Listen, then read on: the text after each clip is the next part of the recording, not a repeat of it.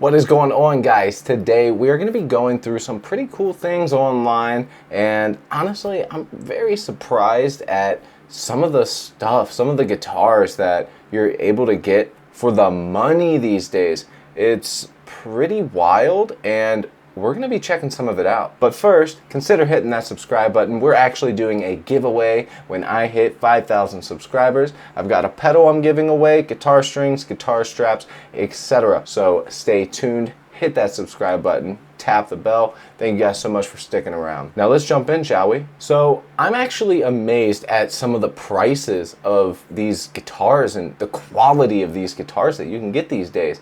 And I've seen a couple and I'm just like, dang man, that's absolutely insane. Like, I remember pretty much anybody who first started playing guitar had a hand-me-down acoustic, or you know, some type of Fender Squier or something like that.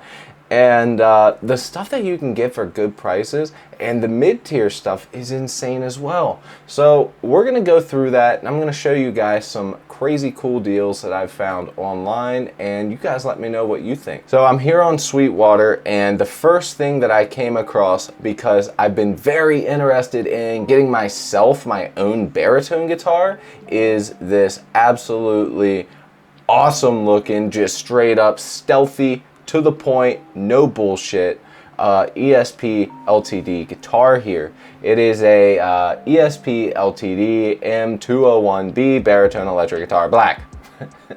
And you can get it for $549, and it's on Sweetwater, so you can also finance it. The reverse headstock is all time for me. It's kind of something, if I go for a more metal style guitar, or really even just any type of guitar that I can get it on, I'm gonna go for the reverse headstock 100% of the time. The specs on this guitar are the most important specs on this guitar, I should say. So it is a mahogany body, gloss finish, obviously. It is a maple neck, which is awesome. It's got an extra thin U shape for those super shreddy guitarists out there. It is a 24, and it is a jumbo. The thing about lower end guitars, especially nowadays, is the only thing that really separates one from the other, this guitar is 400 more, this guitar is 400 less, is usually the components that are in the guitar. So this guitar has the extra jumbo frets, and it doesn't specify whether or not they're stainless steel or made of nickel. So I'm gonna just assume that they're actually nickel and silver mixture, and that's what kind of separates like a professional type of guitar compared to a more budget-friendly guitars, things like that. The frets wear down a lot faster on a guitar like this. It's not as smooth.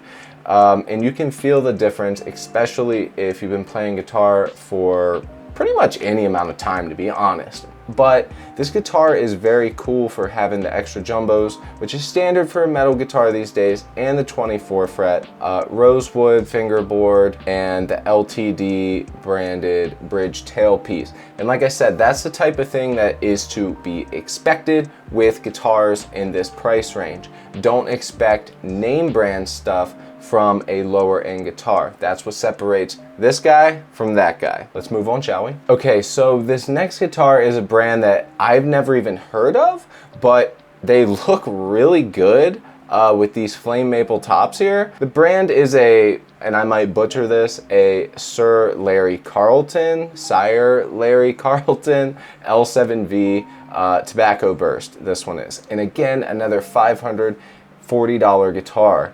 And with this price range, you're getting a decent amount. I mean, first off, look at this top. That is a nice color. I'm not gonna sit here and say that, you know, these tops are matched here. For a guitar in this price range, you're not gonna get a matched top, but somebody who is going to be buying this guitar is either somebody that knows what they're doing and just wants to test it out, or somebody who's new and doesn't really care about that type of stuff. It comes with P90s, it looks like. Ooh, this is a pretty cool addition. That cream back there with the dark red, kind of burgundy-ish color there looks very cool. It's like a creamish, beigeish with that red there. And again, I've never heard of this brand before, so take what I say with a grain of salt, but from the specs, from the ratings, and the fact that Sweetwater is selling a lot of their guitars, I'm just gonna say that they're probably a good brand. The specs of this guitar are, this is a solid body guitar. It is made of mahogany. The top material is hard maple with flamed maple veneer, which is pretty cool to see all these fancy words on a lower end guitar like this. Lower end, I should say. Got the gloss polyurethane finish. It's a tobacco sunburst. Neck material is also mahogany. They are medium jumbos with nickel silver, which is what I was talking about earlier. These are the type of guitars that are in this price range and have slightly cheaper things that make it better for people to be able to afford, and that's great. I love that. The nut material is bone. Looks like they have their own branded Tune-o-matic bridge style with a stop bar tailpiece. These guitars are pretty cool for the price range. It's not a bolt-on, it's a neck through. I mean, the P90s, I mean, just look at that. That looks so good, man. I think it's the color scheme for me that's getting me.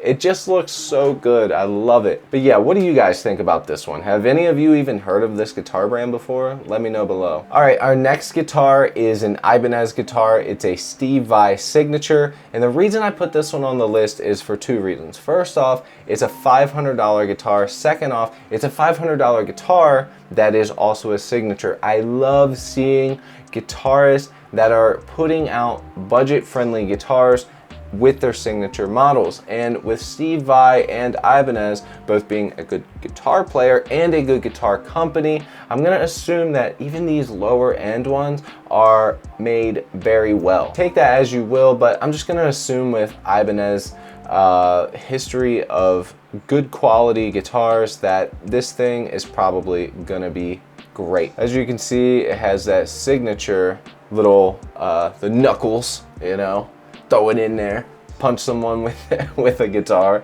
I've never understood this. Why is that there? Why is that a thing? I mean, I've never understood or got it. This is not my style whatsoever.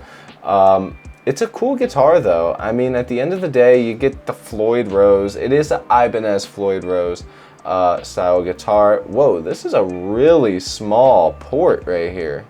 What the heck? All the electronics fit in there? How's that possible? Am I missing something here? Is there something with these guitars that I don't know? Look how small this is. It's freaking hilarious how small that is. It's so cute. What in the hell? I personally have never been a fan of any company that makes Floyd Rose trims. They're always bad. They're always bad. But with Steve Vai, like I said, this being a signature guitar, I don't know if they just slapped on one of their normal ones they have, or if this one's specific made. Why don't we check out the specs and find out? All right, so obviously this is a 6-string solid body, except for the knuckles. The neck is a maple neck, great for stability. I love a maple neck, love to see it. The neck shape is a Wizard 3, and again, not an Ibanez guy, but I have no clue what that is. You're getting 24 frets. They are jumbo frets, very standard. It's a locking nut. Everything seems pretty basic. You get 2 humbuckers, one at the bridge, one at the neck, and then you get a single coil right in the middle, 1 master volume, 1 master tone, and a 5-way blade switch. Nothing really sticks out with this guitar to me. The reason that I chose this guitar to put on this list is because, once again, this is one of those things, like I said, it has Steve Vai's name on it. It is incorporated with his signature guitar. So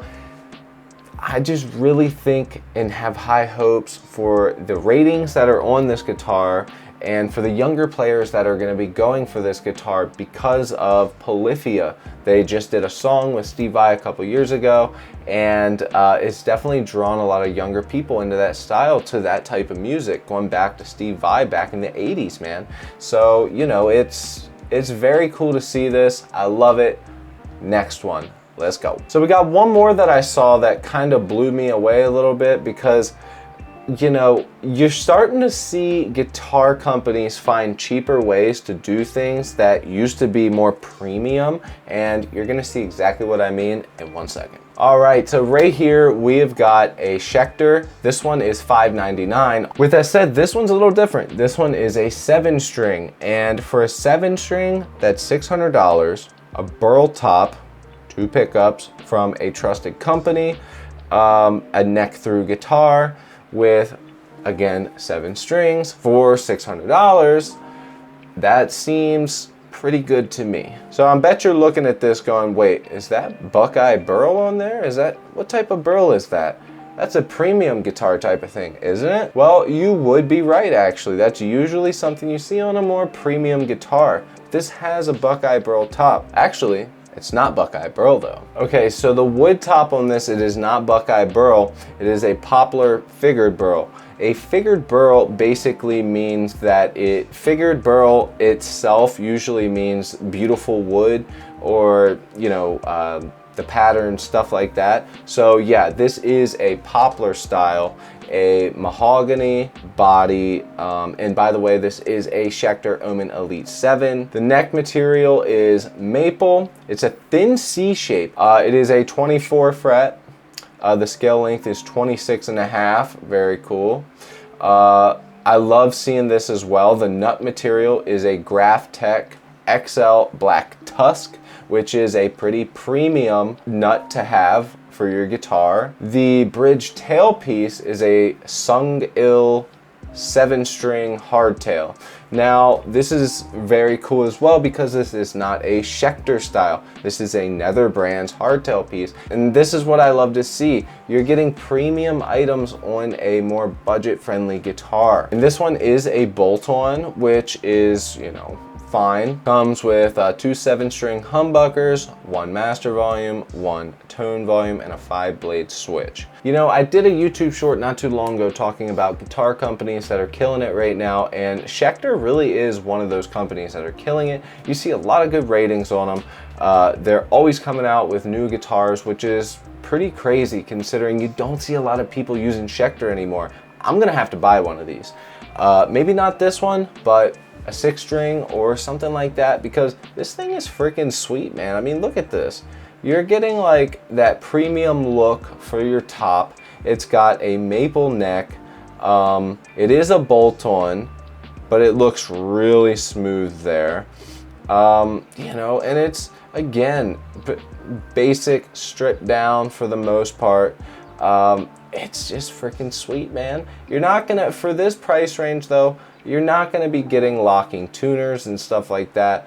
I'll tell you what, when you start seeing locking tuners on $500 guitars, you better start buying, because it's probably not going to last too long. But yeah, guys, thank you so much for watching. I appreciate every single one of you guys. Consider hitting that subscribe button, and comment down below if there's any guitars that maybe I missed that should have been on this list. Maybe I'll make a part 2. Let me know. If you enjoyed this video, smash that like button. Thank you guys so much. I'll check you later. Peace.